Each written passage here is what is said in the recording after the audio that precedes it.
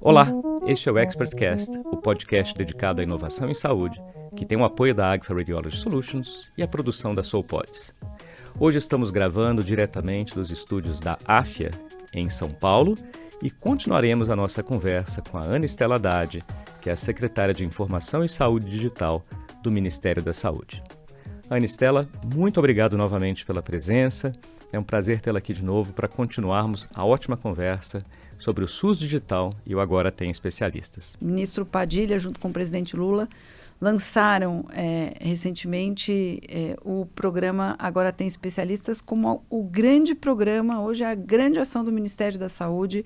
Todos os nossos esforços estão muito concentrados na implementação do Agora Tem Especialistas. Então, a ideia é o que o ministro sempre coloca. Quando a gente teve o período da pandemia, a gente teve uma sobrecarga muito grande de todo o sistema de saúde para atender aquela emergência sanitária, que foi avassaladora, e com isso nós tivemos um represamento de muitas situações de saúde que estavam dadas no sistema e que tiveram que ficar esperando. Isso gerou uma série de filas de espera que até hoje a gente não conseguiu recuperar todo o atraso. Então, hoje o foco é como é que a gente reduz o tempo de espera dos pacientes por um atendimento especializado, por exame, por consulta especializada, por cirurgia. Então, todo o esforço está voltado para isso. E certamente, então aí tem várias ações. Fortalecer a atenção primária, então melhorar a resolutibilidade da atenção primária para reduzir o número de pacientes que precisam ir para atenção especializada. Trabalhar com os serviços privados que têm credenciamento, com os planos de saúde que têm ressarcimento ou dívidas, para fazer a troca de dívida e ressarcimento em troca de serviços especializados, porque o SUS precisa, né? E o digital, ele entra, nós temos uma portaria que vai sair em breve, que regulamenta especificamente o componente digital. Ele entra em vários desses aspectos de maneira estruturante. Primeiro, avançando na implementação dos prontuários eletrônicos, tanto na atenção primária quanto na atenção hospitalar especializada, tentando alcançar a interoperabilidade para que a gente tenha as informações, chegar a ter as informações em tempo real, porque não adianta ter informação atrasada para tomada de decisão, né? Ela não funciona.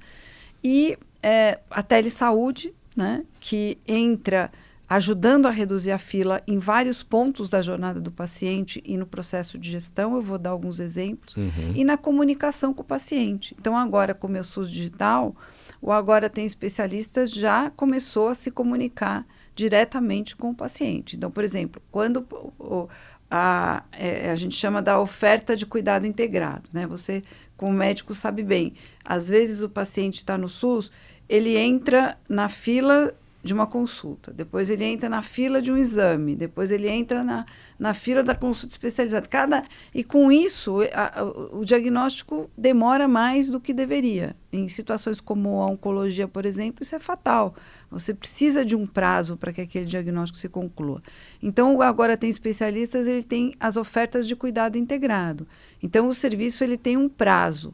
30 dias no caso da oncologia, 60 dias no caso das outras especialidades, para fazer para esse paciente todos um combo de procedimentos que ele precisa para que o diagnóstico esteja concluído. Então, essa é uma condição para receber depois o pagamento pelo serviço. Então, com tudo isso, a gente se comunica com o paciente. Então, a hora que ele entrou na fila de espera, ele recebe um push lá no meu SUS digital. Olha, sua solicitação foi recebida e você está, sei lá, na fila, tem lá uma mensagem. Quando a consulta é agendada, ou o exame é agendado, ou a cirurgia é agendada, ele recebe a segunda notificação. Ó, seu exame, sua consulta foi agendado para tal dia, em tal unidade, em tal endereço. Aí, quando é um dia antes, ele recebe a confirmação para a gente tentar reduzir o absenteísmo e aproveitar ao máximo a capacidade instalada para atender, porque o absenteísmo também contribui para a gente demorar para atender. E depois que ele completou o ciclo, a hora que isso vai ser pago, ele recebe, porque aí a gente sabe que que o serviço pediu o pagamento pela PAC. Aí o paciente recebe o questionário de avaliação de satisfação. Aí ele marca lá as estrelinhas da satisfação e tem um espaço para ele fazer os comentários em relação à satisfação.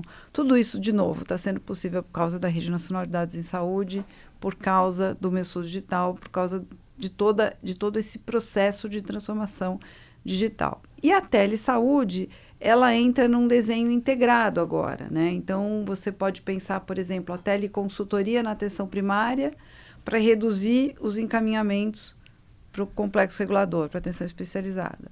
Depois, quando você chega no complexo regulador, você tem uma fila.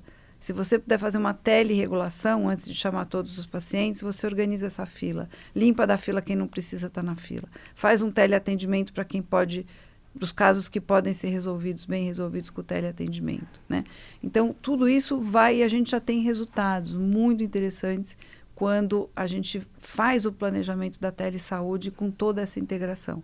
A gente reduz o deslocamento, a gente reduz o número de consultas necessárias, a gente amplia a resolubilidade de teleinterconsultas, de teleconsultorias, o paciente resolve mais rápido o problema dele. Muito bom, muito bom. Tem vários pontos aqui excelentes, né? Por exemplo, o paciente fazer parte, né, desse processo como um todo, ser comunicado, poder também deixar ali sua avaliação a respeito do atendimento nessa trilha de cuidado integrado. E o ExpertCast tem ouvintes em todo o Brasil e em outros países também, profissionais de saúde, de tecnologia, empreendedores, interessados em inovação. Seria muito bacana ouvir um pouco mais desses exemplos que você citou a respeito do emprego do SUS digital Brasil afora. Muito bom, Gustavo. Acho que talvez a gente pudesse mostrar um pouquinho de situações remotas, de localidades remotas, onde você tem vazios assistenciais, e nesses locais a saúde digital e a telesaúde, às vezes, podem fazer uma diferença muito grande, né? Ou entre a vida e a morte, ou entre a desassistência e a possibilidade de uma orientação e de depois um transporte no momento oportuno, seguro, e que prepara o serviço para receber o paciente e atendê-lo da melhor forma. Teria algum exemplo, assim, entre inúmeros exemplos aqui Brasil afora, teria alguns que você gostaria de destacar? Eu acho que tem um exemplo bem interessante, que é a implantação da telesaúde na primeira comunidade quilombola no estado do Pará. Foi a primeira registrada como comunidade quilombola no município de Boa Vista, Oriximiná. Então, tem uma experiência bem interessante que a gente podia dar uma olhadinha. Muito bom. Agora a gente tem vídeo no ExpertCast, então vamos ver o vídeo aqui dessa comunidade citada pela Anistela. A sensação é como se você estivesse falando com um médico presencial, entendeu? Na sua frente ali. Hoje o médico perguntou qual era a dificuldade dele, o que ele sentia, o que ele queria. Filha hoje ela tem 15 anos, é uma criança autista, não verbal, e minha filha só teve a primeira consulta aos 10 anos de idade. De lá para cá ela ficou um período sem consulta, sem tomar remédio, sem acompanhamento na escola. Nossa, sim, eu tô, se sabe, radiante de alegria, sabe? Foi até assim, não dá nem para explicar, assim, o atendimento desse dentro da nossa comunidade. Mais algum outro exemplo que a gente poderia ver aqui também? Parintins foi o primeiro ponto de telesaúde que nós implantamos no Brasil em 2006, quando a gente estava começando a fazer a telesaúde, testar a telesaúde como piloto. Então, naquela ocasião, o então ministro Agenor Alvarez e o professor Francisco Campos, que era o secretário, nós começamos na Secretaria de Gestão do Trabalho e Educação na Saúde, a telesaúde, né? Naquela época. E aí o Parintins foi o primeiro ponto de telesaúde. E foi muito difícil, naquela época, o desafio da conectividade, né? Para cima do Rio Amazonas, a gente não conseguia conectividade. Então, nós começamos com uma solução de satélite, né? Recentemente, nós voltamos a Parintins porque o presidente Lula inaugurou a Infovia 1, que é um cabo de banda larga de fibra ótica subaquática, que vai pelo leito do rio. E aí chegou em Parintins, como chegou em outros municípios bem isolados no interior, Urucurituba e outros municípios. E aí, quando você olha a transição de uma conectividade satelital para de banda larga, você vê que dá para fazer ainda muito mais coisa e com mais qualidade. Então, Parintins também vale a pena dar uma olhada. Esse eu quero ver. Então, vamos passar o vídeo aqui agora também para os nossos ouvintes e para os nossos espectadores. O DICEI Parintins atende 5 territórios indígenas, onde vivem cerca de 17 mil pessoas em 150 aldeias, predominantemente de 2 etnias. Em alguns locais, o atendimento só chega por meio de helicóptero. A aldeia de Caçauá e do Riozinho se localiza no território Cachoana-Tuneiana, na região do Alto Rio Inhamundá. E para você sair de Parintins e chegar até lá, nós levaremos em torno de 2 dias via fluvial. Os iscarianos que eles têm que descer 26 cachoeiras para vir para um atendimento que a Telesaúde está levando até dentro da sua UBSI. E por fim, acho que tinha um último exemplo interessante. E um terceiro exemplo pode ser Barreirinha. Vamos dar uma olhada, Vamos dar uma olhada também, então, em Barreirinha, com mais um ótimo exemplo aqui do emprego do SUS Digital. Para mim, ela fez por ele mesmo tão distante o que nem os médicos fizeram. Que foi uma consulta realmente verdade, examinar, procurar saber qual a deficiência dele, a dificuldade dele, como que aconteceu. Então, eu acredito assim que uma notícia dessa acho que vem para animar um pouco a gente, né? Para alegrar um pouco a vida da gente, que tem horas que a gente parece que não tem chão, sabe?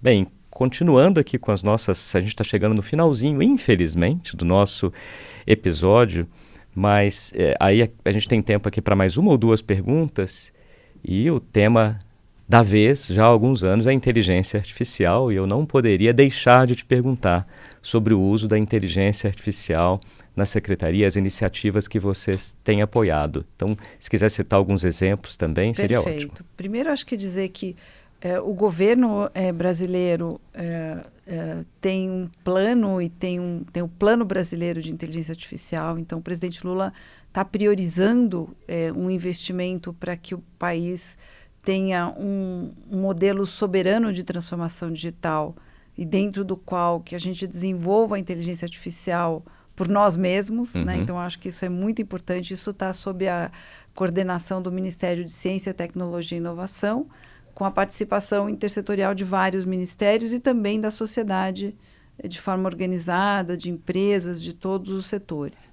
Então, a gente participa desse processo, ao mesmo tempo que tramita no Congresso Nacional o projeto de lei 2338 que regulamenta a inteligência artificial. Então, eu queria primeiro também fazer uma referência, porque ele tem sido discutido desde 2022 e ele começou no Senado e ele amadureceu muito, né? Quando as primeiras versões para a versão atual, agora está na Câmara, ele amadureceu demais, ele tem um conjunto de juristas extremamente capazes e competentes que têm conduzido a elaboração e amadurecimento do texto, e o governo federal também, com a coordenação da Casa Civil e da SECOM, com todos os setores, a gente tem tido a oportunidade de debater, e isso é muito importante, porque a inteligência artificial ela é um rompimento de paradigma muito forte, uma coisa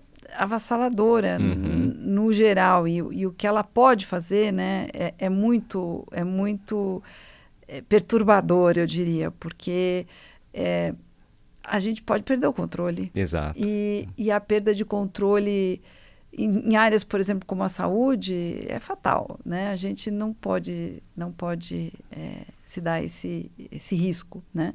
Então, a gente está acompanhando isso muito de perto e a gente está com algumas experiências importantes. A gente já tem, de forma integrada no Ministério, se dedicado a aplicar experimentalmente a inteligência artificial em situações específicas, a ampliar nossa capacidade analítica. Então, hoje, na medida em que você tem a Rede Nacional de Dados em Saúde, que você tem grandes bancos de dados, né, e que você tem necessidades de escala, como a gente tem na saúde pública, é um ambiente o mais propício possível para a gente utilizar a inteligência artificial. Então, um exemplo é, por exemplo, a compra de medicamentos, né? Você tem o farmácia popular, você tem... Hoje, o Ministério ele precisa fazer compras com uma antecipação grande, às vezes de 1 ano, e ele precisa prever a quantidade, que tipo de medicamentos vão ser necessários. Então, você, por exemplo, fazer um acompanhamento de vigilância, né? Das sazonalidades, e com isso planejar melhor as compras com algoritmos é um dos aspectos que a gente tem junto com o Departamento de Assistência Farmacêutica da Sectix trabalhado. Um outro trabalho que está em andamento nos sistemas que fazem o faturamento para pagamentos de procedimentos de média e alta complexidade, né, que são caros, né? É você usar a inteligência artificial para identificar o que eles chamam de anomalias, que geralmente os resultados ali, os dados seguem um padrão. Quando foge muito do padrão, pode ter alguma coisa errada. Então, por exemplo, aconteceu um grande número, num município do interior do Maranhão, tinha um número de extrações dentárias muito maior do que a população local. Bom, aqui tem uma anomalia, o que aconteceu? Vamos investigar, né? Então, são exemplos de uso, né? A gente hoje tem também prospectado, tem muitas startups, muitas universidades, institutos federais que vêm utilizando e trabalhando o uso da inteligência artificial, e a gente hoje está nesse momento ainda um pouco experimental para a gente poder ir incorporando isso com segurança, dentro dos princípios éticos, de cuidados nos usos dos dados, na observação dos algoritmos, o input e o output, né? Você precisa conhecer o dado, você precisa conhecer a característica da entrada, do banco de entrada, para interpretar corretamente o que sai, para se vai ter viés, quais são esses vieses, como é que a gente identifica quais são, e aí como é que a gente trata isso. Nem sempre você vai poder impedir o viés de um banco de dados que está dado, mas conhecer você precisa. E supervisionar. A inteligência artificial e a regulamentação, ela não pode parar no momento em que o uso começa. Pelo contrário, a hora que o uso começa, que o algoritmo vai sendo, e que ela vai amadurecendo, aí é que você precisa supervisionar. Um exemplo é o que aconteceu quando chegou o ChatGPT, que abriu a escala de uso da inteligência artificial generativa, e a Europa tinha acabado de editar o AI Act. Ela tinha acabado de regulamentar, estava pronta a regulamentação, entrou a IA generativa. Mudou tudo. Então, assim, esse é o desafio. A gente está correndo atrás da tecnologia. A gente não consegue prever tudo para o futuro, e ela muda muito mais rápido do que a gente consegue acompanhar. Então, a gente precisa, ao mesmo tempo que tem uma regulamentação que cuida dos riscos, do alto risco, supervisionar o uso, né? E a cada passo estar tomando as providências necessárias para garantir esses valores e esses princípios do bem comum, da ética, da proteção às pessoas, da inclusão social, né? Exatamente. Eu gosto muito dessa frase, né? A tecnologia precede a regulamentação e a regulamentação deve acompanhá-la depois. A gente, inclusive, somos grandes entusiastas de inovação e da inteligência artificial aqui no ExpertCast. Ao mesmo tempo, temos também receio do seu uso inadequado. Então, é muito importante uma regulamentação que acompanhe todos os avanços que a gente já tem e teremos inúmeros outros aqui para frente, né? Então, para a gente encerrar agora, infelizmente nós chegamos no finalzinho aqui, a gente tem no final o papo rápido, que são perguntas diretas, mas antes disso, eu queria uma mensagem final sua, olhando para frente aqui, né? Como que você enxerga a saúde digital, SUS digital, nos próximos anos? Perfeito. Bom, nosso público está muito relacionado, eu entendo, a profissionais de saúde, a gestores, exato, a pessoas exato. que de alguma maneira trabalham com a saúde, Sim. né? Então, a primeira coisa que eu queria dizer assim, que a gente, quando cuida de um outro ser humano, a gente pisa num solo sagrado, né? Em primeiro lugar. E a tecnologia, ela é um meio para a gente cuidar melhor, para a gente chegar mais próximo do nosso paciente, a gente pode ter uma atenção mais humanizada, a gente pode se comunicar mais com o nosso paciente. Então, é isso que é talvez o melhor da tecnologia, né? A gente pode chegar aonde antes a gente pode romper a barreira geográfica e temporal para alcançar as ações e serviços de saúde. Então, o que eu acho é que no nosso fazer, a gente nunca deve perder isso de vista, o cuidado em saúde. O cuidado, ele é único, de pessoa para pessoa, e a tecnologia é só um meio para a gente fazer isso melhor. A gente não deve se deixar seduzir e ver a tecnologia, porque ela fascina muitas vezes, né? E, ao mesmo tempo, a gente tem os jovens profissionais que já são nativos digitais, mas nós temos as nossas gerações que nascemos analógicos e estamos entrando para esse mundo digital e temos que o tempo inteiro buscar ampliar nossa literacia e mudar nosso mindset para dar conta desse processo. Eu deixaria um recado para a gente não se amedrontar, para a gente aceitar que dói menos. É isso mesmo, a gente está devendo, a gente precisa ampliar nossa literacia o tempo todo, mas a gente pode se arriscar e pensar em fazer diferente, entregar o cuidado de uma maneira melhor, mais criativa e mais efetiva. Muito bom, muito bom. Bem, eu vou aproveitar para fechar com a tradição do ExpertCast, que é o Papo Rápido. São perguntas diretas aqui sobre temas que não estão diretamente relacionados à inovação na saúde. E aí, primeiro vai ser uma dica cultural. Cultural pode ser um livro, uma série, uma viagem. Deixa a seu critério. Olha, eu recentemente assisti um filme brasileiro que eu gostei demais, que chama-se Homem com H. E é sobre a história do Ney Matogrosso, né? Enfim, eu era criança quando os Secos e Molhados surgiram, e eu tenho na minha mente até hoje a capa do disco, que depois me disseram que o Kiss imitou. Então, foi uma inovação, né? Sim, sim. Foi muito inovador. Eu acho que... E quando você assiste o filme, você, para mim, diz muito a minha geração, assim, coisas que ele viveu e que aconteceram. Enfim, o filme é muito bem feito, eu recomendo, vale a pena. Eu também assisti e gostei bastante. Bem, segundo é o que você, Ana Estela, faz para cuidar da própria saúde. Sei que tem uma agenda ultra atribulada. Como é que você consegue cuidar da própria saúde? Olha, eu procuro muito, isso é uma coisa que eu aprendi muito com a minha mãe. A minha mãe, ela é professora e ela tem um conhecimento sobre os alimentos, o modo de preparo, para não perder os nutrientes. Então, ela já queria alimentos sem agrotóxicos há muitos anos. Olha. Ela sempre procurou esses cuidados. Então, cuidar da alimentação, eu acho que é uma coisa importantíssima, se alimentar bem, com regra, dormir também, né, dormir bastante, dormir bem e fazer exercício físico, algum exercício. Às vezes a gente não tem tempo de fazer tudo que gostaria, mas se forçar um pouquinho, não deixar de fazer exercício físico é muito importante. Cuidar da respiração. Isso. Da postura, enfim. E quem que você gostaria de entrevistar num podcast? Pode ser alguém que esteja entre nós ou que não esteja mais entre nós.